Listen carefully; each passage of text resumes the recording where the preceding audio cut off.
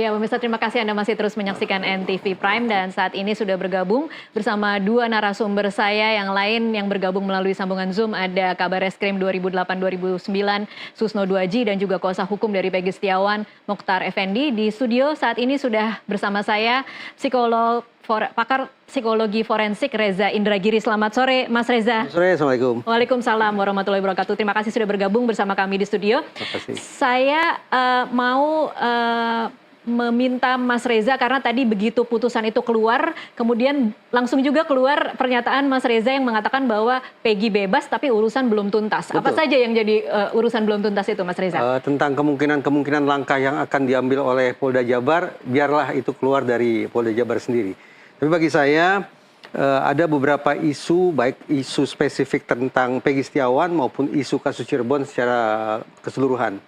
Pertama, kalau kita sebatas bicara tentang Peggy Setiawan, dalam sekian banyak kasus salah tangkap di negara-negara lain, serta-merta para korban salah tangkap langsung meminta adanya ganti rugi. Yeah. Nah, ini barangkali menjadi agenda yang penting untuk dipikirkan, dipertimbangkan baik oleh Peggy Setiawan maupun kuasa hukumnya. Apakah akan meminta ganti rugi atau tidak atas... Itu mekanismenya berarti harus seperti apa, Mas? Memang harus dilakukan sebuah mekanisme formal, artinya mengajukan permohonan kepada pengadilan. Tetapi saya bayangkan kalau mekanisme formal itu yang dijalankan, resikonya adalah pemberian ganti rugi itu akan menjadi sesuatu yang dipaksakan, diperintahkan oleh pengadilan, bahkan bisa jadi akan memunculkan perasaan dipermalukan. Oleh karena itu, meniru praktek pemberian kompensasi di sekian banyak negara, organisasi kepolisian di negara-negara itu memilih untuk cara kekeluargaan. Okay. Artinya mereka menghindari adanya proses mekanisme formal, tetapi mereka mendatangi keluarga korban, mengajukan permintaan maaf, kemudian memberikan ganti rugi dalam nominal tertentu. Jadi itu harus dilakukan oleh Polda Jabar ya? Menurut saya kasus salah tangkap dalam masalah Peggy Setiawan ini kan baru sampai di tingkat kepolisian. Oleh karena itu, logis kalau kemudian kita membayangkan kompensasi yang diberikan adalah oleh pihak Polri, dalam hal ini adalah Polda Jabar. Baik. Oke, selanjutnya itu terkait dengan Peggy Setiawan. Dengan Peggy Setiawan, oke. Yang kedua, menjadi pertanyaan besar ya, walaupun sesungguhnya jawabannya sudah kita peroleh sejak sekian pekan silam, bahwa ternyata menghadirkan dua alat bukti pun tidak mampu. Gitu ya. Dua alat bukti yang bukan berkaitan dengan pemalsuan identitas, tapi dua alat bukti terkait dengan pembunuhan berencana dan ruda paksa. Nah, atas dasar itu saya bayangkan bahwa boleh jadi selama ini proses hukum yang menersangkakan Peggy Setiawan memang sangat lagi-lagi mengandalkan pada keterangan, yaitu keterangan saksi. Hitung-hitungan di atas kertas saya tampaknya ada dua yang dijadikan sebagai saksi mahkota. Pertama, keterangan dari AF, dan yang kedua, keterangan dari Sudirman. Ya. Faktanya adalah sampai persidangan itu diakhiri, ternyata dua orang yang katakanlah saksi mahkota ini tidak pernah dihadirkan di persidangan.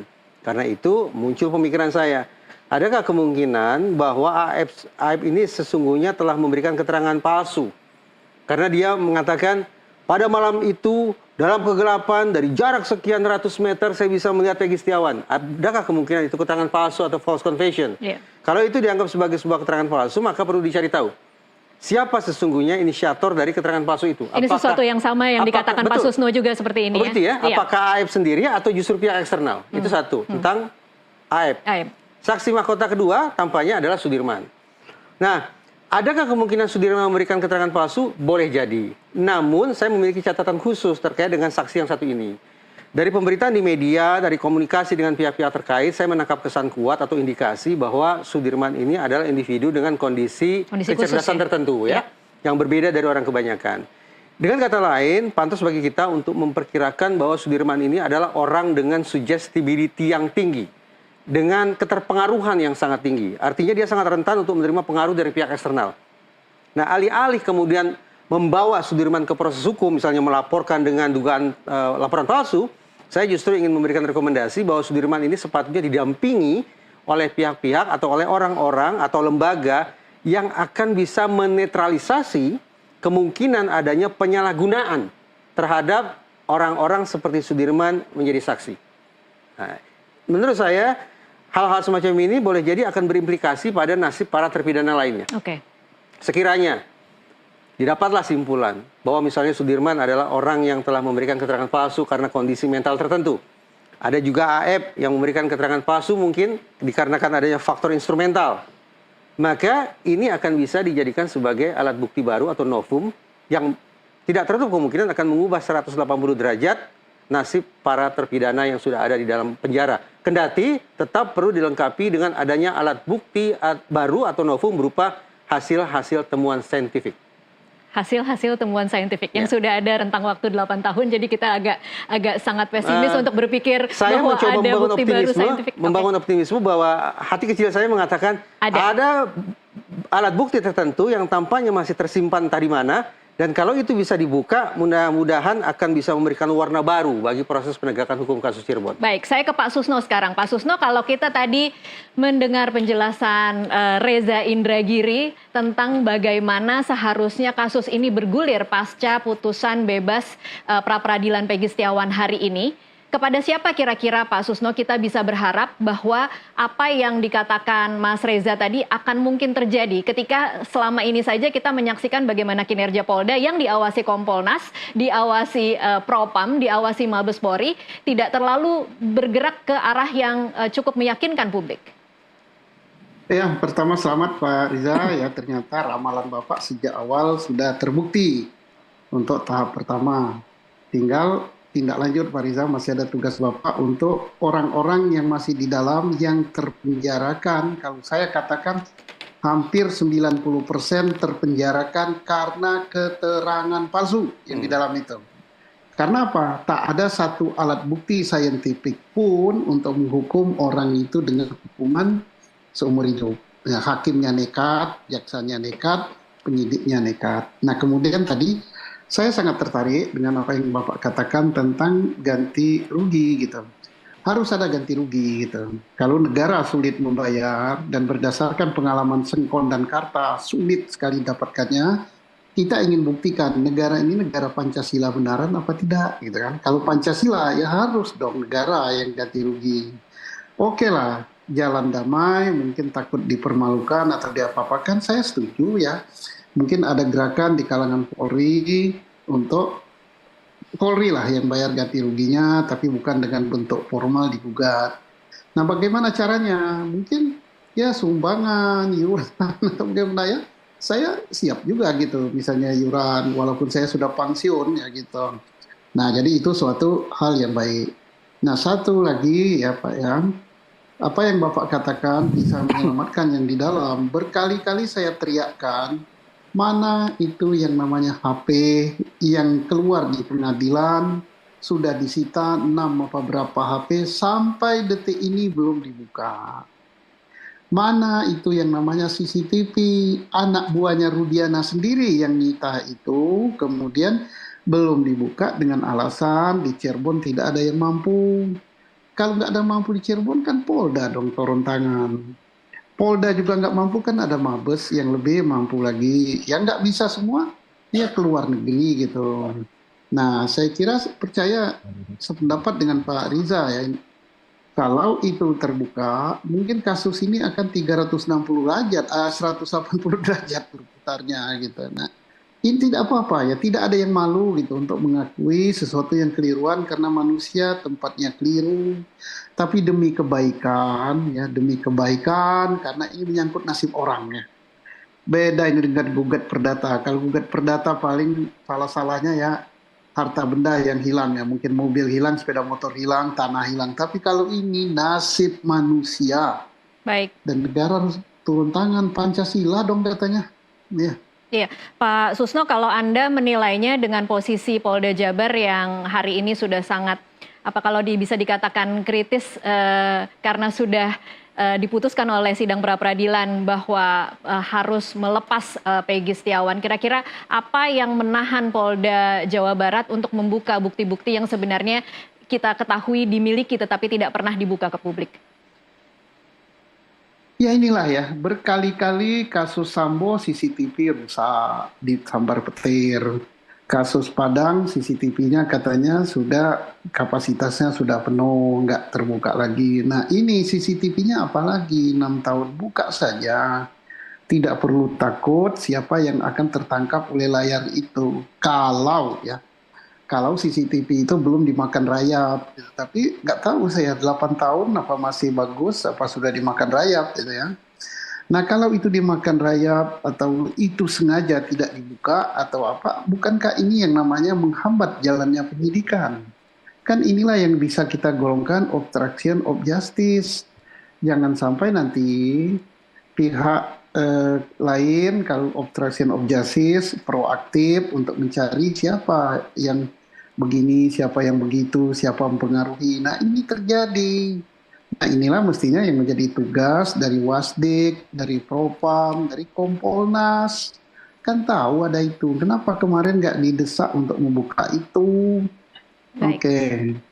Baik, saya ke Pak Mukhtar Effendi. Pak Mukhtar Effendi, soal poin nomor 8 amar putusan hakim hari ini yang mengatakan memulihkan hak pemohon dalam kemampuan kedudukan dan harkat serta martabatnya, kemudian membebankan biaya perkara pada negara dan soal kompensasi tadi Pak Mukhtar Effendi. Kira-kira konkretnya seperti apa yang diinginkan oleh Peggy Setiawan? Halo Mbak, halo. Halo Pak Mukhtar, bisa mendengar suara saya? Halo Pak Mukhtar. Sinyal yang mungkin dalam Iya. perjalanan itu. Pak Mukhtar. Ya gimana Mbak? Iya. Ya siap. Soal poin untuk memulihkan hak pemohon, soal ganti rugi, seperti apa yang diharapkan oleh Peggy Setiawan untuk poin 8 dan 9 ini? Baik, akibat dari adanya upaya paksa oleh pihak kepolisian daerah Jawa Barat untuk mempersangkakan, menangkap dan menahan klien kami, yang kemudian di dalam proses persidangan pra peradilan, ya semuanya terbantahkan, maka tentu saja kami sebagai kuasa hukum daripada klien kami akan merumuskan dan berupaya bagaimana caranya ada semacam rehabilitasi atau pengembalian nama baik klien kami. Yang tentu saja karena ini prosesnya masih di Kepolisian Daerah Jawa Barat, ya kami minta hal itu dilakukan oleh Kepolisian Daerah Jawa Barat. Pun termasuk ganti rugi. Seperti apa yang tadi disampaikan oleh Pak Reza ya, sebagai seorang ahli yang memang menurut kami ini luar biasa keahliannya. Jadi baik rehabilitasi, pengembalian nama baik dan oleh pihak Kepolisian Daerah Jawa Barat karena prosesnya masih proses di kepolisian. Demikian. Oke, baik. Kita akan coba perbaiki sambungan audio dengan Mukhtar Effendi, kuasa hukum Peggy Setiawan. Pemirsa, kita akan break dulu sejenak. Kami akan kembali usai jeda berikut. Romawi garis titik garis miring 2024 logika.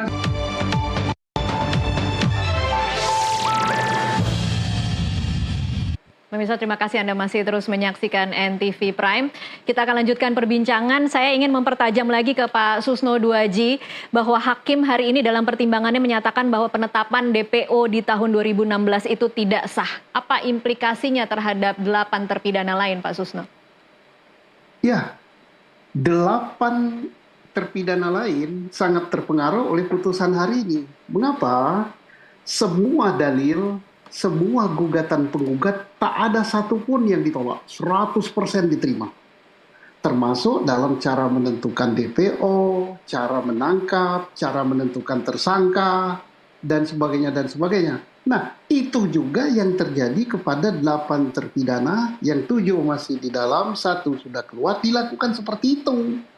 Ditangkap dulu, baru diperiksa, kemudian baru disebutkan sebagai tersangka, kemudian alat-alat bukti yang disita itu juga tidak melalui proses yang benar, kemudian sampai hari ini CCTV tidak dibuka. Berkali-kali saya katakan, dan Kapolri ya, bukan Susno ya, Kapolri secara resmi dibacakan oleh Wakapolri dalam Dies Natalis PTIK yang baru-baru ini, bahwa kasus Cirebon tidak ada menggunakan scientific crime investigation.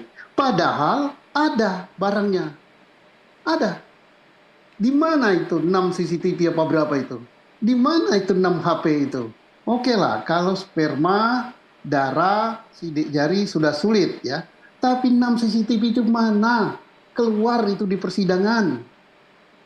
Baik. Kemudian HP itu mana? Nah, ini juga bisa dipakai oleh PH-nya, para terpidana yang di dalam. Inilah novum yang bisa digunakan untuk gugat peninjauan kembali. Oke, Pak Susno, Kasihan jadi itu. kalau untuk 8 terpidana lain, apa kira-kira yang harus mereka siapkan agar kemudian bisa memiliki peluang yang sama dengan Peggy hari ini? Ya, ini kan semua kan royo-royo berami-rami mau. Komnas HAM mana? Kan terangkat ke permukaan bahwa siapa yang keluar itu? Saka Tatal. Iya. Saka Tatal mengatakan bahwa keterangan dia didapatkan dengan cara penyiksaan dan cara-cara yang tidak manusiawi. Mana Komnas HAM turunnya? Apa hasilnya? Nah, kalau ditemukan oleh Komnas HAM itu fakta ternyata benar terjadi pada tahun itu salah satu novum juga. Nah, kemudian orang yang tidak berhak menjadi yang tidak pantas menjadi saksi karena kecerdasan mentalnya kurang bagus, Sudirman. Nah, kenapa Komnas HAM tidak turun? Harus nunggu apa lagi? Haruskah ribuan orang yang menjadi korban seperti ini? Nah, itu dikumpulkan semua menjadikan novum untuk gugat PK. Kasianlah orang. Ya, katanya Pancasila gitu ya. Oke, saya ke Mas Reza lagi. Mas Reza, menurut Anda cukup kuat tidak dengan modal novum-novum yang kita dengarkan saat ini untuk kemudian membuka peluang bagi 8 terpidana lain mendapatkan kebebasan yang sama seperti Peggy hari ini? Novum utama menurut saya tetap mengandalkan pada alat bukti saintifik. Selama ini, saban kali kita bicara tentang bukti saintifik, kita terbatas tentang, misalnya tadi Pak Susno katakan CCTV, kemudian uji sperma, DNA siapa gerangan yang ada di dalamnya, dan juga otopsi. Tapi ada satu hal yang sangat penting yang tadi disampaikan oleh Pak Susno Duaji, terkait dengan HP. Saya berandai-andai begini, ini kasus pembunuhan berencana. Peggy Setiawan sempatlah disebut sebagai orang yang mengotakinya. Karena ini merupakan pembunuhan berencana, niscaya, sekali lagi, niscaya ada komunikasi antar pihak menjelang terjadinya penganiayaan dan pembunuhan itu. Iya. Kalau memang benar ada pembunuhan itu ya, Iya. dan penganiayaan itu. Nah, untuk memastikan komunikasi siapa dengan siapa, tentang apa, jam berapa, itu bukalah handphonenya Peggy Setiawan dan 8 terpidana lainnya. Dan jangan lupa, satu lagi. Saya membayangkan bahwa almarhumah Vina dan almarhum Eki adalah contoh-contoh remaja yang sehat, yang ceria, yang kehidupan sosialnya sangat baik. Oleh karena itu penting pula membaca atau menemukan potret relasi sosial mereka pada malam itu dengan cara membuka handphone mereka berdua. Siapa dengan siapa, berkomunikasi tentang apa dan jam berapa, silakan cek pada handphonenya Vina dan handphonenya Eki.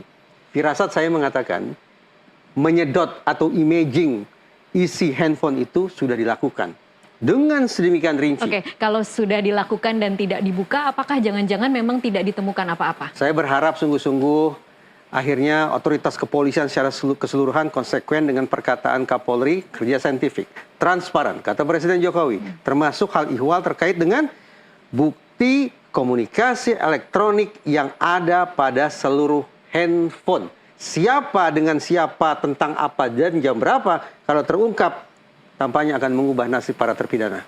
Lagi-lagi saya selalu bertanya ini Mas Reza, kepada siapa kita bisa berharap bahwa kepolisian akan melakukan hal itu? Saya sungguh-sungguh berharap adanya kedaulatan rakyat yang direpresentasikan oleh citizen dan netizen menyemangati Polri sejadi-jadinya untuk menemukan bukti komunikasi elektronik antar pihak pada malam itu tentang siapa, berkomunikasi dengan siapa, terkait apa, jam berapa. Buka itu semua. Oke, baik.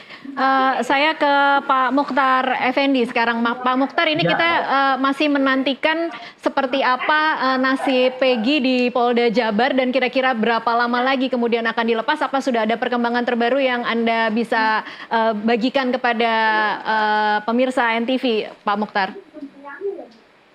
Sampai saat ini belum ada lagi perkembangan. Cuma tadi terakhir saja informasi bahwa Peggy Setiawan klien kami itu belum dilepas karena kepolisian mau melakukan dulu gelar.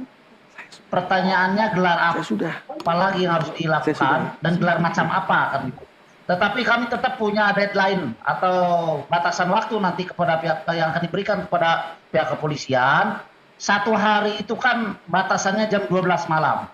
Artinya kalau nanti sampai jam 12 malam, klien kami tidak dilepaskan berdasarkan putusan hakim tunggal Bapak Eman Sulaiman yang dibacakan tadi pagi, maka kami tentu saja akan melakukan upaya hukum terhadap kepolisian daerah Jawa Barat. Karena ini menyangkut hak hidup seseorang, menyangkut hak kebebasan seseorang. Pak Mukhtar, dan nyata-nyata hak asasi seseorang itu diatur di dalam undang-undang. Ya. Baik, Pak Mukhtar, sejak tadi putusan pra peradilan dari PN Bandung, apakah ada dari tim Anda yang bisa berkomunikasi dengan Peggy atau tidak ada komunikasi sama sekali? Sejak tadi pagi, karena kita ini kan seluruh tim, begitu putusan dibacakan, kita semua berangkat ke Kepolisian Daerah Jawa Barat untuk menjemput Peggy Setiawan, tetapi sampai saat ini katanya belum ada, artinya maksudnya belum ada keputusan untuk dikeluarkannya jam berapa gitu ya. Artinya saya meyakini bahwa sampai saat ini belum ada dari anggota tim yang bisa bertemu langsung dengan Peggy Setiawan. Demikian. Oke, baik. Ini pertanyaan terakhir untuk semua narasumber, termasuk Mas Reza.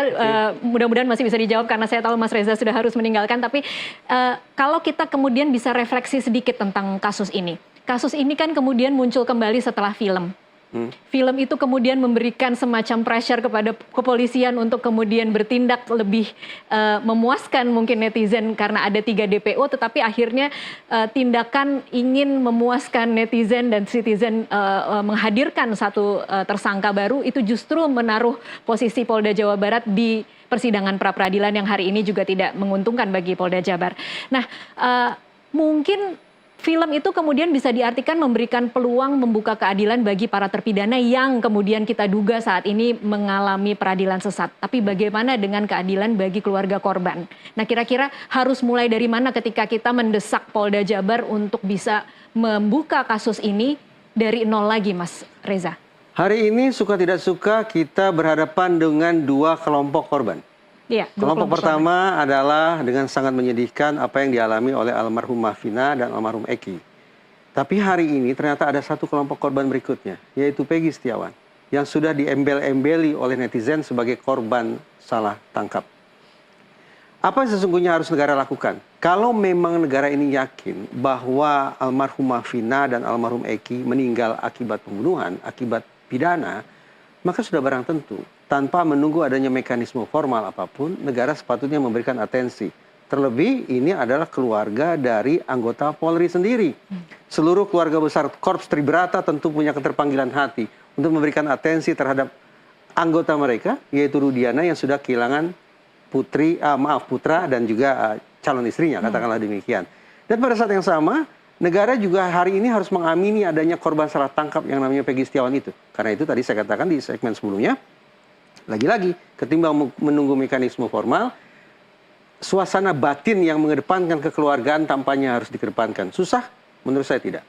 Hina-dina justru mulia. Ketika datang pihak-pihak terkait, mengajukan permintaan maaf, lalu memberikan ganti rugi, mudah-mudahan masyarakat akan bisa menerima. Oke, baik. Pak Susno, silahkan Pak.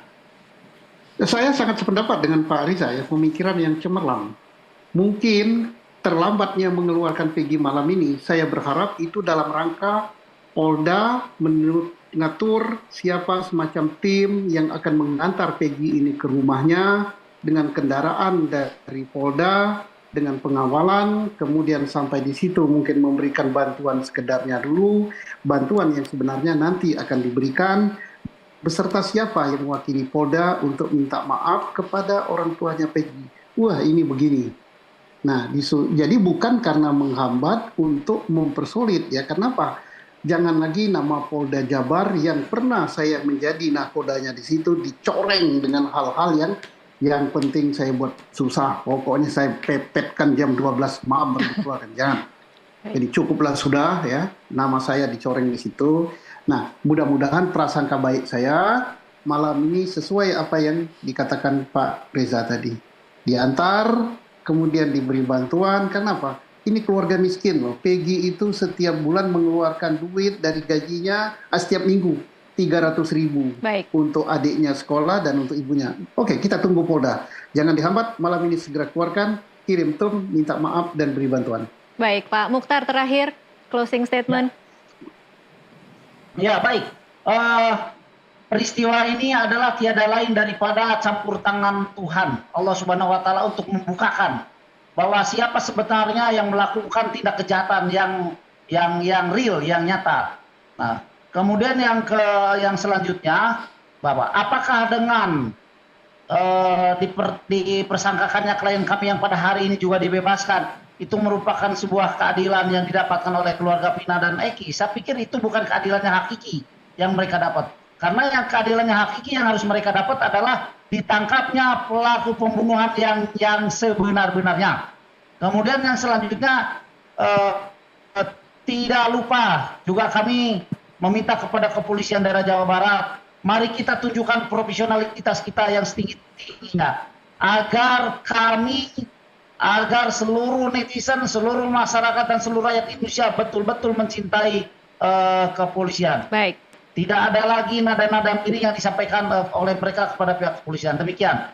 Baik, lagi-lagi bolanya ada di Polda Jawa Barat. Kita nantikan mudah-mudahan tidak seperti kata Pak Susno tadi dipepet ke jam 12, tetapi lebih cepat lagi daripada itu kita bisa menyaksikan tindakan yang sesuai dengan amar putusan Hakim Pengadilan Negeri Bandung hari ini. Terima kasih Pak Mukhtar, Pak Susno, dan juga Mas Reza untuk waktunya bersama kami. Terima kasih Pak Riza. Terima kasih Pak Jenderal. Terima kasih Pak Susno, Pak Mukhtar. Terima kasih. Hormat Baik. saya untuk Baik, pemirsa tetaplah bersama NTV Prime. Kami masih akan kembali sesaat lagi.